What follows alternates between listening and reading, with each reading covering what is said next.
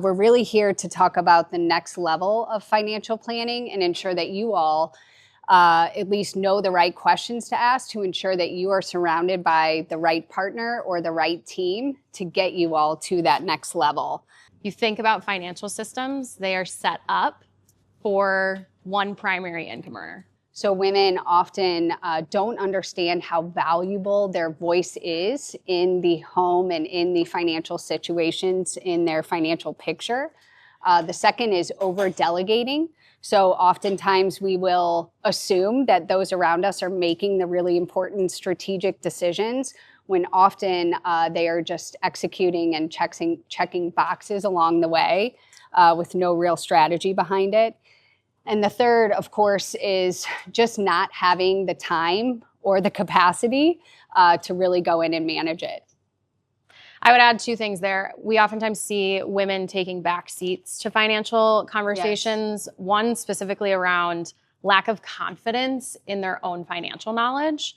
And secondly, they've traditionally not been the spouse or the partner that is the prospect for the advisor. And they've never been called before. That actually was someone in this room shared that with us when they were actually invited to this event. So historically, right, you think back, it's not women that are usually at the forefront of the financial conversation. People believe the biggest driver to financial success is how the market does or your investment returns, right? So a lot of people really equate how they're going to do over the next 20 or 30 years as to what their rate of return is.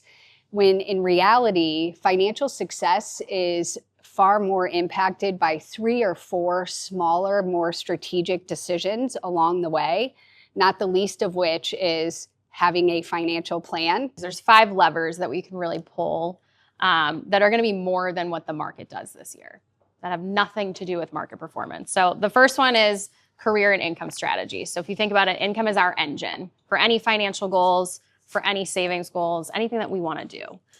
Are you maximizing that income potential to build wealth in a meaningful way that's meaningful to you, not meaningful to somebody up the street, but to you specifically? We hosted a similar event in DC last spring where I moderated a panel and we had 3 incredible, influential, successful women. Also, they all happen to be Socium clients. And so I just kind of talked to them about some of the most impactful financial issues and conversations that they've had.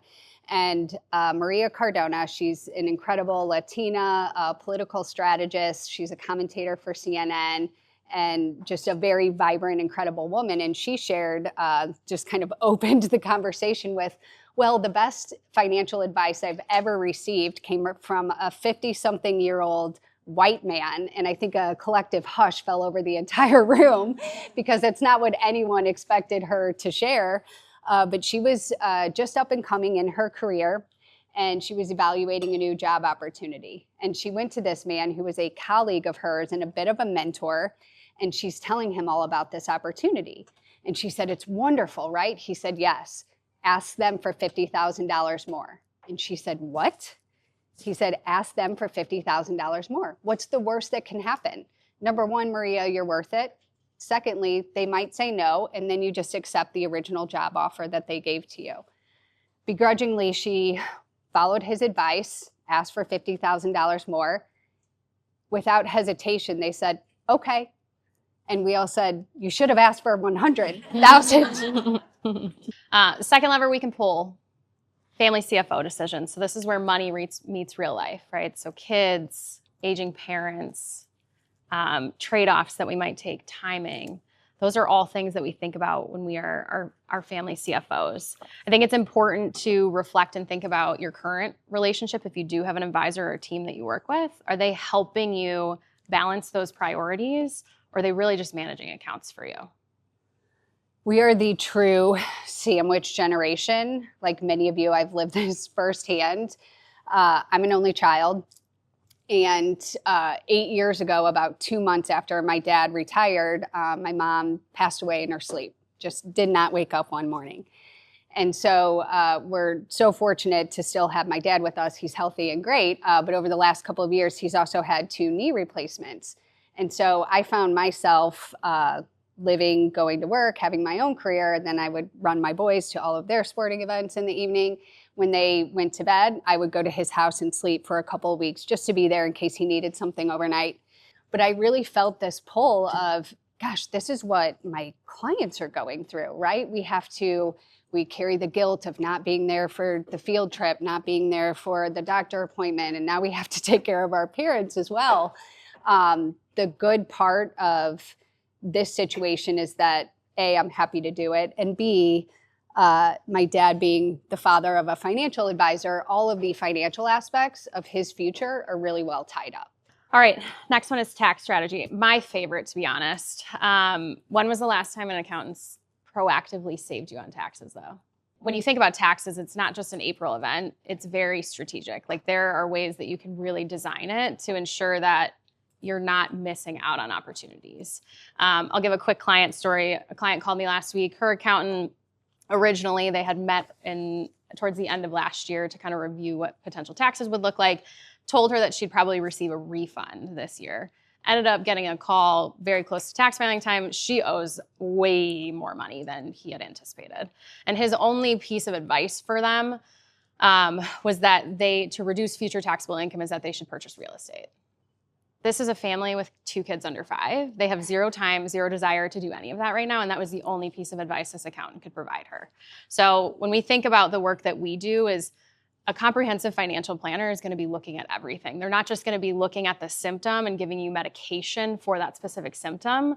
They're going to be looking at what's the root cause and how do we solve that. Fourth lever is everyone's favorite, risk management and income protection. So this is the most boring, the least sexy, but I would also say the most courageous and probably the most important aspect or pillar of financial planning. We know that it's not that exciting, but if your advisor is not talking to you about this, you might have one of those investment managers like I used to be. My journey, as you might have heard in my bio, is I actually started my career in fundraising and found my way to financial planning. Partially because I was introduced to a financial advisor when I was 22, someone that worked at Northwestern Mutual, and we had a conversation specifically around disability insurance. I was a single 22-year-old at the time. I owned a condo and had a mortgage payment that I needed to pay, and I was entirely reliant upon my own income, right? So if something happened to my engine, my ability to earn, I couldn't fund anything that I was doing already or wanted to do in the future, like retirement planning or any of that. So for me, that was the only thing that I did with him, because I was like, I have no money. I can't be working with you yet, but I get this income protection piece. It's really important. We know, though, that the likelihood of needing disability benefits is 2 times as likely at age 50 than it is at age 40. So it is really significant as you age in your career, and those are likely your highest earning years. So are we protecting basically your biggest asset at this point, is your ability, your engine to actually go to work? Our final lever, governance and estate planning. And this isn't just about the documents, your wills, your powers of attorney, your trust. It's really about legacy and decision-making and clarity to ensure that your wishes today actually happen in the future, right?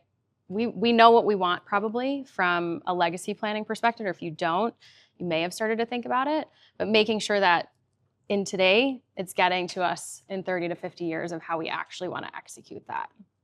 Michelle, do you find that you have to be extremely wealthy? So if I was a 22-year-old coming to you being like, do I need to do estate planning? What would you tell me? We might be a little premature on getting some of the wills and trust documents in place, but I would say another common myth is that you must be really wealthy. There needs to be a lot of zeros in your net worth to do some of this planning and trust work. Of course, there are situations where it's put in place primarily for estate tax or legacy or charitable planning, but it's also for clients that just want to be really intentional about what happens next. So we may have clients next gen, third gen, potentially sometimes, about these are the things that we want to have happen from a legacy and charitable perspective. Sometimes clients are a little more apprehensive about letting that next gen know how many zeros are there. And so we'll just have some basic planning framework conversations with other advisors in the office so that 22 and 23-year-olds like Lauren have the ability to get access to education around what are some of the first steps that I should do. So whatever that generational planning looks like is appropriate for you and your family's situation, making sure that you have an advisor laying some of that framework.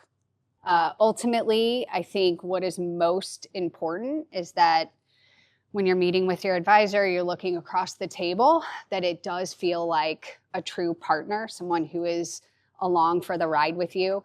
That's, again, just something I'm so passionate about. The work that I get to do every day is so rewarding and so fulfilling that I get to help people through this journey and to the ultimate success. Part of our why at Socium Advisors is to be the first phone call. Oftentimes those phone calls are very joyous. I sold the business, my son's getting married, something really incredible happened. Sometimes they're not so joyous, they're devastating. But either way, if you have someone across the table from you that you're confident would be one of your first calls, you're probably in really good hands.